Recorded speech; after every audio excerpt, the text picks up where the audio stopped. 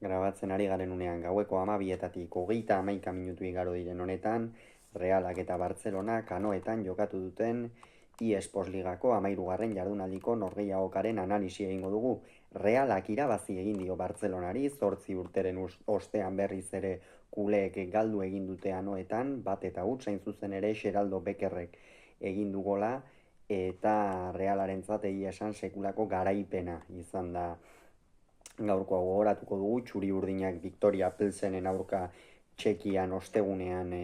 barkatu porrot gogorra jasotzedik zetozela gaurkoan anoetara, eta etzen hain zuzen ere aurkaririk errazena jokatzeko. Bartzelonak berriz izargorriari irabazi egin zion oso nagusitasun handiarekin, 1-5 hain zuzen ere, eta beraz morala goian zutela iritsi dira kuleak, gainera Europan forma onenean dagoen taldea dela esan daiteke. Hamaikakoak errepasatuko ditugu.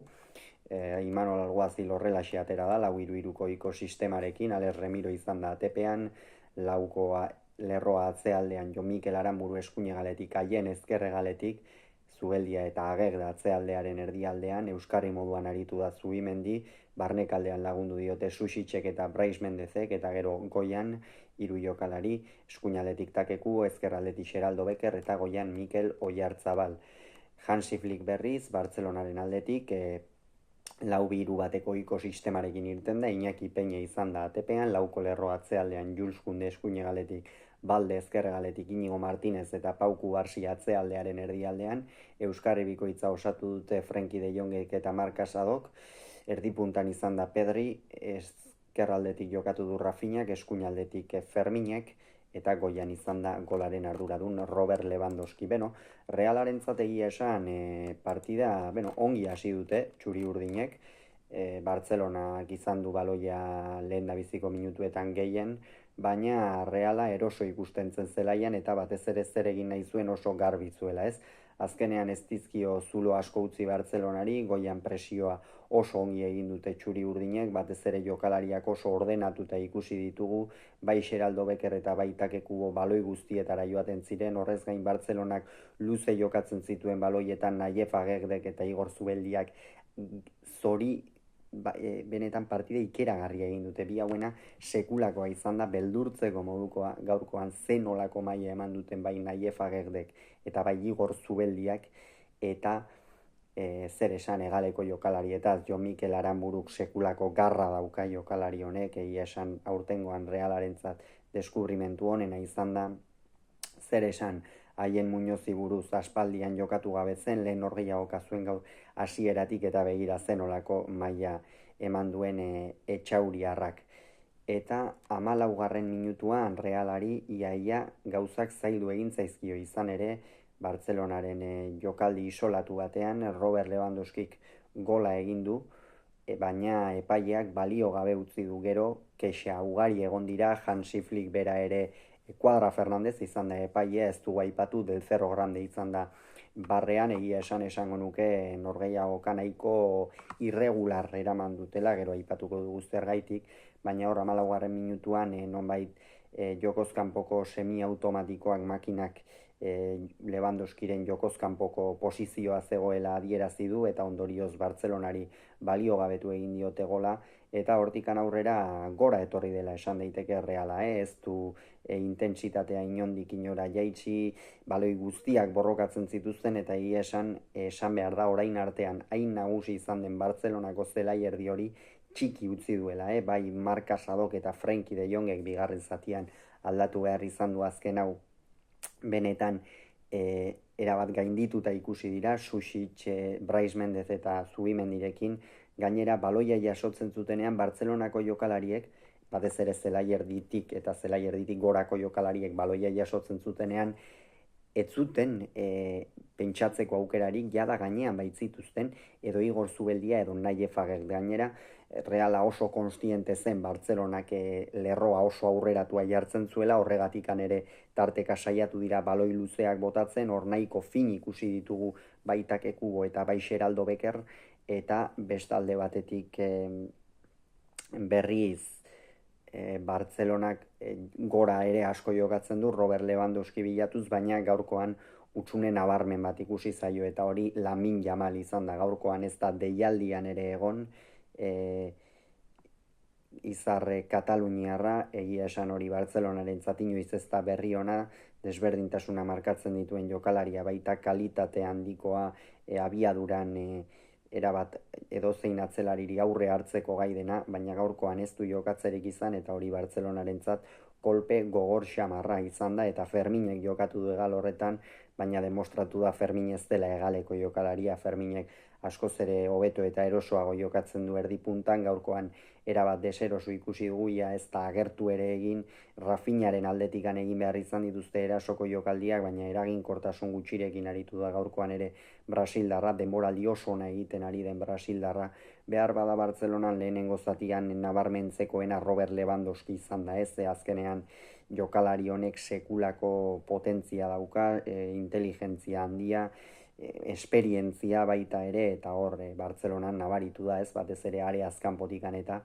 nola jardun den, baina 33. minutuan iritsi zaio Realari partidako sari nagusia. Luka Susicek baloi bate orraztu du, hor gainean zuen Marc Casado, baina esan dugu Marc Casadori eta Pedriri sekulako errepaso eman dio Realeko zelaierdia gaurkoan. Geraldo Becker bakarri geratu da, azkenean Bartzelonako atzealdeain aurreratuta egoteak albidetu egin dio Geraldo Beckerri posizioa ongi irabaztera eta Bartzelonako atzelariak erabat kaustera eta Beckerrek ez du barkatu Iñaki Peñaren aurrean. Egia esan, Geraldo Beckerrentzat oso gol garrantzitsua da. Behin eta berriz esaten ari gara, badirudi morboa dela, baina ez da inondik inora ere, gu diskotekan gertatu zen gertakari horren ostetikan Beckerretzela berdina. Eta gaurkoan demostratu du naiz eta eskuinaldean ezkerraldean ipini eta ez den behar bada bere posizio nagusia azkenean jokalari indartsua da eta horrela irekita jokatzen duten taldeen aurka eta zuloak bilatzen erraztasun handia dauka, vertikala da, behin baloia hartzen duenean eta gaurkoan erakutsi du ez gola maisutasun handikoa izan da zeinen erraz irabazi dion Pau Kubarsiri postua eta gero Iñaki Peñaren aurrean maisuki aritu da. Gero Bartzelona berriz ere jokoaren ekimena hartzen hasi da, baina Reala ongi zegoen atzealdean, Bartzelona ideiari gabe gainera egaletan eta ez zituzten diferentziak markatzen, Reala askoz ere intentsitate altuagoarekin jokatu duela esan daiteke, gainera lehen zatian ia 10ekin ari ziren, gero bigarren zatian Frenkie de Jong kendu baitu Dani Olmo sartzeko eta Frenkie de Jongen norgehiagokaren inguruan zer esan, ikusten dela ez dela lehengo Frenkie de Jong, lehen Bartzelonaren iparrorratza zen euskarri horretan, orain Marc Casadok ikusi dugu hartu duela apur bat protagonismo hori eta bere ordez Dani Olmo irten da eta horrek zera egin du. Pedri euskarri bikoitzera Marc Casadorekin batera sartzea eta Dani Olmo hortxe, baina Bartzelonak ere aldaketa honekin ez du ezertxo ere hobetu, Reala askoz ere hobeto sartu da bigarren zatian, batzuetan horixe falta izan zaio Realari, bigarren zatietan eta kosta egiten zaio, behar bada fedea edo konfiantza joaten zaio gaurkoan guztiz kontrakoa izan da, bigarren zatian hobeto sartu da, ia baloi guztiak irabazten zituzten, esango nuke Cuadra Fernandezek ere hor akats bat edo beste egin duela, jokaldi puntual batzuetan, baina zorionez ez diote Realari erasan jokaldi horiek, eta partida aurrera joan denean, Barsari denbora agortzen ari zitzaion, eta Imanolek 71. minutuan, egia esan gauza harrigarri bat egin du, aldaketa laukoitza, iaia talde erdia aldatu du, Jon Mikel Aranburuk, Luka Susicek, Beckerrek eta Oyartzabalek utzi dute zelaia, hitzein ezagun hauen norgehiagoketaz noski Jon Mikel Aranburu beste behin ere gaurkoan gainera erasoan ere oso ongi aritu da, ikusten da zenolako garra duen Venezuelarrak, Realak behartzuen horrelako jokalari bat eskuin egalean, baloi guztiak borrokatzen ditu, ez du baloi bat galdutzat ematen, oraindik ere behar bada falta zaio baten aurkako horietan eta apur bat aurrelariak egaleratzen direnean eta hor defenditzeko konfiantza hori, baina bestela oso fin aritu da Jon Mikel Aranburu eta beste behin ere goraipatzeko norgehiagoka Venezuelarrarena. Luka Susicek zer esan, oraindik ere harritu egiten nahuela kroaziarrak ez jokatu izana denboraldi hasierako 11koan. Imanolek esan zuen bideoak eta ikusi beharra zeuzkala, baina ikusi da Realaren zelai erdirako funtsezko jokalaria dela, altua da, indartsua, nagusitasunez aritzen da zelai erdi horretan eta gola izan da horren isla, ez zenolako pasea eman dion Bekerri baloia deskargatuz, eta ia esan oso jokalari baliagarria Lukas Usitxe Realarentza. Xeraldo Beker, golegile gaurkoan behartzuen horrelako norgehiagoka bat, ezkerraldetik badakigu ez dela bere gustoko postua, baina gaurkoan ongi ikusi dugu, batez ere Bartzelona asko irekitzen den talde badelako eta hor zulo ugari bilatu dituelako, barnekaldera ere jokaldiak egin ditu, gero defentsan ere bestetan baino bokazio gehiagorekin ikusi dugu, haieni oso ongi lagundu dio, eta hori ere azpimarragarria izan da. Eta azkenik, Mikel Oyarzabal, beste behin ere, kapitainak ez du bere gaua izan, beste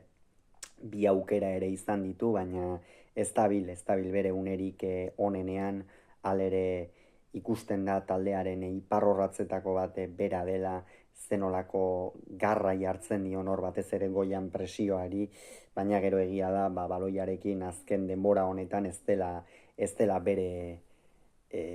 momentua izaten ari ez, eta Aritz, Barrenetxea, Sergio Gomez eta Oskar Sonatera dira. Aritzen norgehiagoka ona izan da, egia da, aldaketa inteligentea izan dela Imanolen aldetik,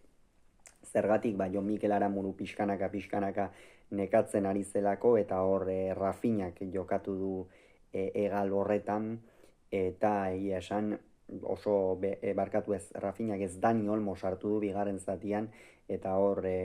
beste freskotasun bat, beste esperientzia bat behartzuen Realak, eta Aritz horretarako jokalari ezin hobea da. Ander Barrenetxea ere gustatu zait, batez ere pare bat jokaldi izan ditu rabiaduran joan direnak, lehengoan etzen deialdian izan,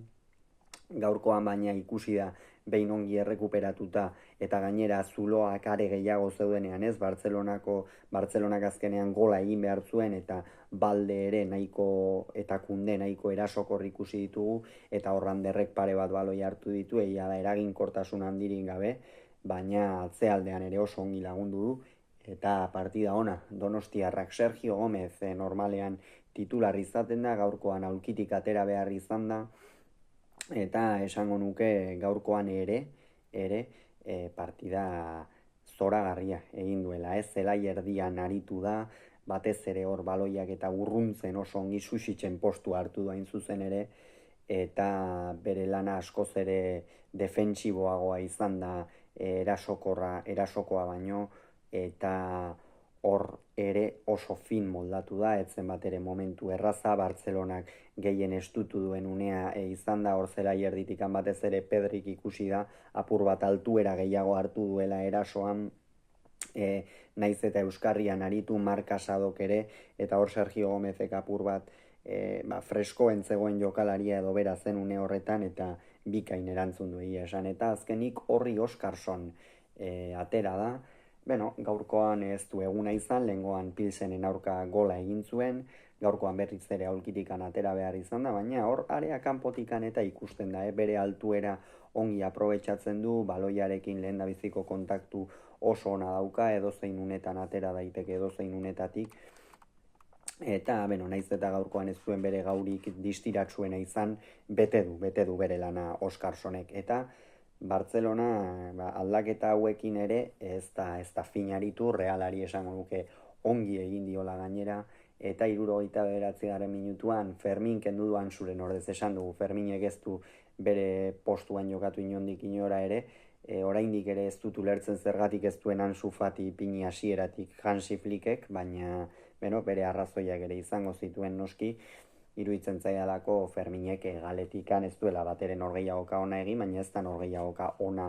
zehaztasun faltagatik eta ez baita agertu ere egin, esan nahi dut haienek erabat bere ganazioa zen baloi guztiak nagusitasun handiz irabazi ditu, eta ikusi da ez dela perfil horretako jokalaria, eta nekez jarriko du berriz, eta Ansu Fati atera denean, hortxe, Rafinha eta bera aldez aldatu dira, Olmo erdipuntan ipini da, saiatu da abiaduraren bitartez, baina Reala oso egonkor eta fin aritu da atzealdean eta ez dizkio zuloak utzi ere egin. Minutuak aurrera zioazen, Reala partida kontrolpean zuela zegoen, azken finean askotan atzealdean sartzen bazara Bartzelona bezalako jokalari baten aurka pekatu handia egin dezakezu, baina Realari etzaio halakori gertatu, minutuak aurrera joan dira, Barrenetxeak eta aukeraren bat edo beste izan dute, ez garbia, baina bai, Bartzelona pixkanaka atzealdean eta jokoaren antolaketan eta zehaztasun falta handiarekin eta urduri jartzen hasi dira pixkanaka, eta 84. minutuan haien kendu du Javi López sartzeko. Esan haienen norgehiagokaz hitz egin dugu apur bat, sekulako partida egin du Etxauriarra gaurkoan, oso fin aritu da, erasora behar bada ez da beste batzuetan bezain beste igo, baina buruz eta baloiak urruntzen eta Bartzelonako aurrealdeari arazoak sortzen askotan aritu da, eta bere ordez Javi López atera da. Javi Lópezen partida ongi bete du azken finean,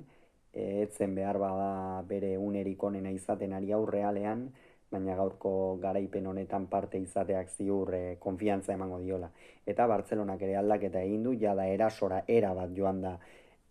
Hansi Flick, Jules Koundé kendu du eta Gabi sartu, Marc Casado ipini du eskuinegal horretan, egia esan hor Realari etorri zaizkion aukera ia guztietan area zapaldu du, baina jada Bartzelona erabat erasorako zegoen, Gabi sartu denean, ez du denbora handirik euki Los Palacios Ibilla Frankako jokalariak, eta jada garaipena hurbiltzuen Realak, gero Pau Victor atera du Pedriren ordez. Pedriren orgeiagoka egia esan ona izan da, baina horixe zehaztasun falta handia izan du, batez ere une erabakigarrietan iruditzen zait Realeko atzealdeak den gandik gainditua sentitu dela, eta hori izan da gero Pedrik ez distira ateratzearen arrazoi nagusia. Pau Victor atera bere ordez, baina ez du ezertarako aukerarik izan, eta bat eta huts amaitu da norgehiagoka. Bartzelonako 20 urteren ostean ez du atera ere bota ere egin, oraindik ere lider dira Flickenak, eta Reala berriz 8. postura hurbildu da, konferentziatik 2 puntura hain zuzen ere,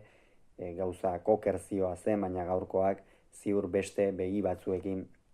ikustera eramango dituela Imanolenak. Hauxe beraz esan beharreko, aurrengo gehiago izan guzue, bitartean on izan agur.